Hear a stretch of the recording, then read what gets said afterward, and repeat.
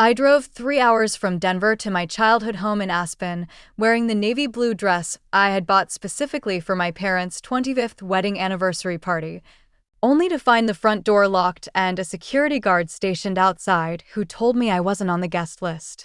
Through the windows, I could see 200 people in elegant clothes laughing and drinking champagne in the house where I grew up, while my mother floated between groups of guests wearing a silver gown that probably cost more than I made in 2 months.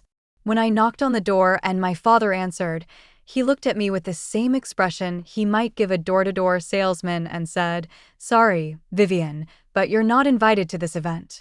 Then he closed the door in my face while his friends watched through the window, and I stood there on the front porch of my own childhood home like a stranger who had stumbled onto private property. That was the moment I realized my parents hadn't just excluded me from their celebration, they had erased me from their lives completely, and it was time to return the favor. My name is Vivian Castellanos, and for the past 4 years I've been working as a financial analyst at Rocky Mountain Credit Union in downtown Denver. Every morning I take the light rail from my apartment in Capitol Hill, carrying a briefcase that contains loan applications, investment reports, and budget analyses for small businesses throughout Colorado.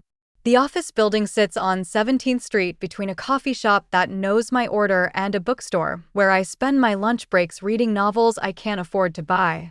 My apartment is a one-bedroom unit on the third floor of a converted warehouse, with exposed brick walls and windows that face the mountains on clear days. The rent takes up 40% of my salary, but it's mine, and nobody can tell me how to decorate it or who I can invite over. I have plants on every windowsill, books stacked on homemade shelves, and furniture I assembled myself from discount stores. It's not glamorous, but it's honest work paying for an honest life. Before the family situation exploded, I thought I understood how money worked in families. You help each other when times are tough, you celebrate successes together, you share resources because blood means something more than business transactions. I grew up in a house where money was never discussed directly, but its presence was felt in every conversation, every decision, every relationship. I learned early that in my family, love had a price tag, and I had apparently been shopping in the wrong store. If this story reminds you of your own family's twisted priorities, make sure you're subscribed. Some truths need to be told out loud.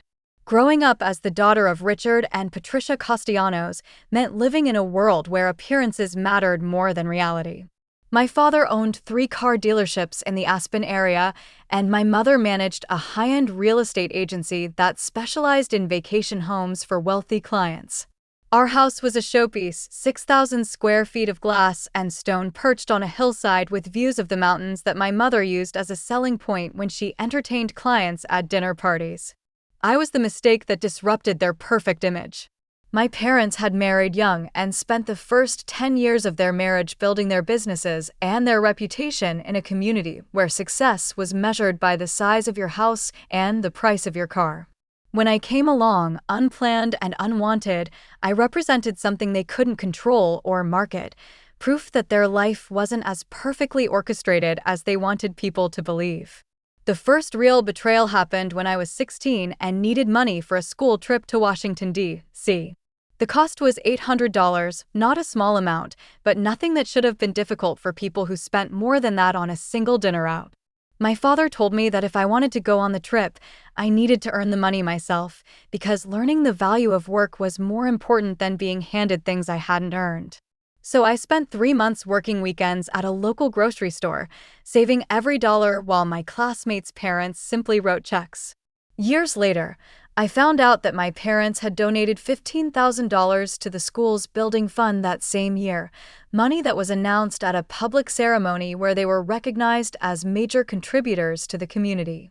They had the money to send me on a school trip, but they chose to spend it on recognition and tax deductions instead. The message was clear: their public image was worth more than my private experiences. The pattern continued through high school and college. While they bought new cars every 2 years and renovated the house whenever they got bored with the current design, I worked part-time jobs to pay for things like car insurance, college application fees, and textbooks. They would brag to their friends about my good grades and work ethic, but they never connected their praise to the fact that I was achieving those things without their support. The final break came 6 months before their anniversary party, during what was supposed to be a family dinner at their house. I had driven up from Denver to celebrate my father's 52nd birthday, bringing a gift I had saved for and a bottle of wine that cost more than I usually spent on groceries for a week. The house was full of their friends and business associates, people I had known my entire life who treated me like a distant relative they were obligated to acknowledge. During dinner, my mother was telling a story about their recent vacation to Italy, describing the hotels and restaurants and shopping they had enjoyed during their 3-week trip through Tuscany. One of their guests mentioned how expensive international travel had become, and my mother laughed and said that some things in life were worth paying for, that you couldn't put a price on making memories with the people you love. That's when I made the mistake of mentioning that I had never been out of the country, that despite growing up in a wealthy family, I had never experienced the kind of travel they took for granted. I said it without thinking, just a casual observation during a conversation about vacation experiences. But the table went quiet, and my father looked at me with an expression I had seen before, the look he gave difficult customers who were asking for things he didn't want to provide. He told me, in front of 12 people, that travel was a luxury that had to be earned, and that maybe if I had made better choices about my career and my priorities, I would be able to afford the lifestyle I seemed to think I deserved. He said I had always been ungrateful for the opportunities they had given me, and that constantly comparing my life to theirs was unbecoming and embarrassing. The worst part wasn't the public humiliation, it was the nods of agreement from the other adults at the table, people who had watched my parents treat me like a burden my entire life and had never questioned whether it was appropriate. In that moment, I realized that I wasn't just the family disappointment, I was the family secret, the evidence of imperfection that they had been trying to minimize and contain for years. I left that dinner early and didn't speak to them for 3 months. When my mother finally called, it was to inform me that they were planning a big celebration for their 20th wedding anniversary and that they hoped I would be able to attend. She gave me the date and told me it would be formal dress, but she never sent an invitation. I assumed it was an oversight. Standing on that front porch in my navy dress, watching my parents' friends stare at me through the window like I was some kind of curiosity, I felt something break inside my chest. Not heartbreak, that would have been too soft, too forgiving. This was different.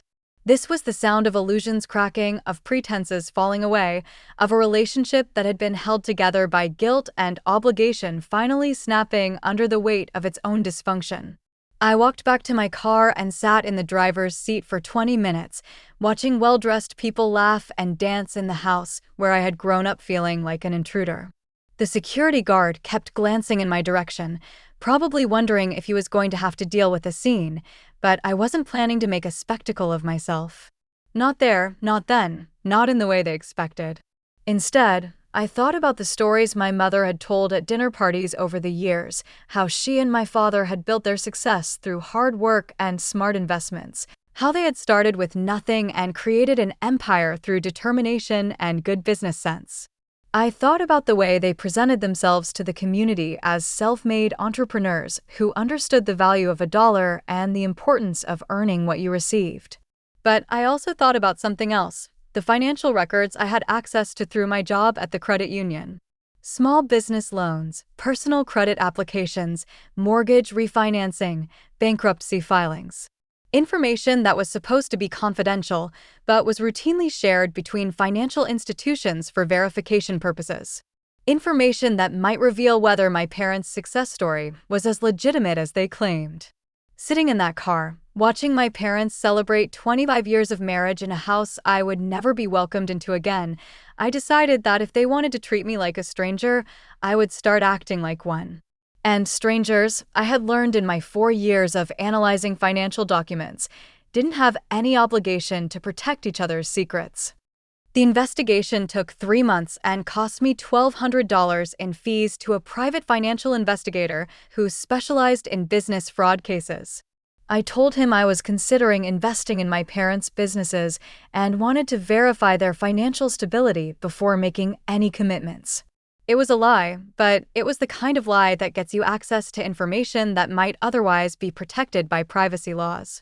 What he found was a house of cards held together by creative accounting and strategic debt management. My father's car dealerships were heavily leveraged, with outstanding loans that exceeded the value of his inventory by almost $200,000. My mother's real estate agency showed impressive sales figures on paper, but most of the commissions were being used to pay down personal debts rather than building business equity.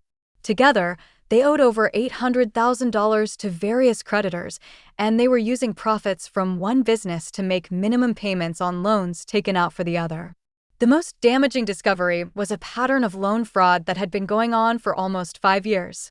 My parents had been inflating their income figures on credit applications, using fake business partnerships to qualify for loans they couldn't afford, and listing assets they didn't actually own as collateral for major purchases. The house in Aspen, the vacation property in Vail, the luxury cars they drove, almost everything was financed through fraudulent loan applications that misrepresented their actual financial situation. But finding the evidence was only the first step. Actually doing something with it required more courage than I thought I had, and for weeks I sat on the information while trying to decide if I was prepared to destroy my parents' lives the way they had marginalized mine. The decision was made for me when I received a wedding invitation in the mail, not to their anniversary party, which had already happened, but to my cousin Maria's wedding in 6 months. The invitation was addressed only to me, with a handwritten note from Maria saying she hoped I could make it despite the family drama and that she missed seeing me at family events. That's when I realized my parents had been telling people that I was the one causing problems, that I was the difficult daughter who had chosen to distance herself from the family rather than accept reasonable boundaries and expectations. They were rewriting history to make themselves look like the victims of my unreasonable behavior. I chose to reveal everything at Maria's wedding, in front of the same extended family and community members who had been told I was the source of family dysfunction. The wedding reception was held at the Broadmoor Resort in Colorado Springs, with 300 guests, including most of Aspen's business and social elite. My parents were seated at the head table as honored guests, having paid for the flowers and contributed generously to the couple's honeymoon fund. During the speeches portion of the reception, I asked the DJ if I could say a few words about family loyalty and the importance of honesty in relationships. My parents looked confused but not alarmed. They probably thought I was going to make some kind of reconciliation speech that would restore their image as loving parents who had been dealing with a difficult child. Instead, I pulled out copies of the financial investigator's report and began distributing them to tables throughout the reception hall. I explained, very calmly and very clearly, that I had discovered some concerning information about my parents' business practices, and that I thought their friends and associates should be aware of potential risks before entering into any financial agreements with them. I read selected portions of the report out loud, including specific loan applications where they had claimed to own assets worth over $2 million while actually carrying debts that exceeded their legitimate income by hundreds of thousands of dollars. I explained that their successful lifestyle was built on a foundation of fraudulent loan applications and creative debt management that could collapse at any time. The room went completely silent except for the sound of pages turning as people read the documents I had handed out. My father stood up and tried to interrupt, saying I was lying and that the documents were fabricated, but too many people in that room worked in banking and finance to be fooled by obvious denials. My mother started crying, but not the dignified tears of someone who was being falsely accused, the panicked tears of someone who had been caught. Within an hour, half the reception had ended as people left early to avoid being associated with the scandal. Within a week, 3 of my father's major business loans were called in for immediate repayment when the banks discovered the fraudulent applications. Within a month, both parents were facing criminal charges for loan fraud and would eventually serve 18 months in federal prison. The aftermath was swift and complete.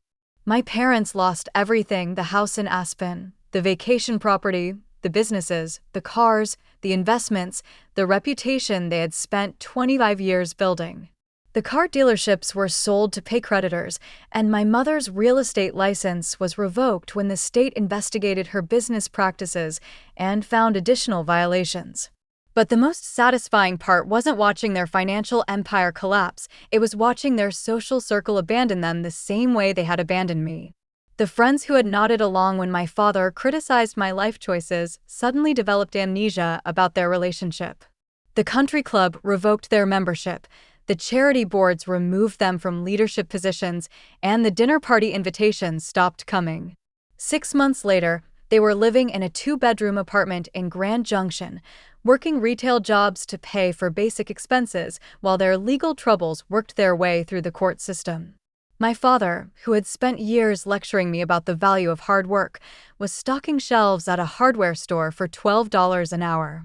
My mother, who had built her identity around managing luxury real estate transactions, was selling cell phone plans at a mall kiosk.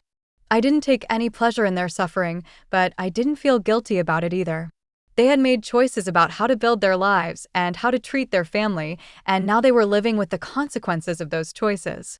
The only difference was that their consequences were public and permanent, while mine had been private and ongoing for years. The family members who had believed their version of our relationship began reaching out to me with apologies and invitations to events I had been excluded from for years.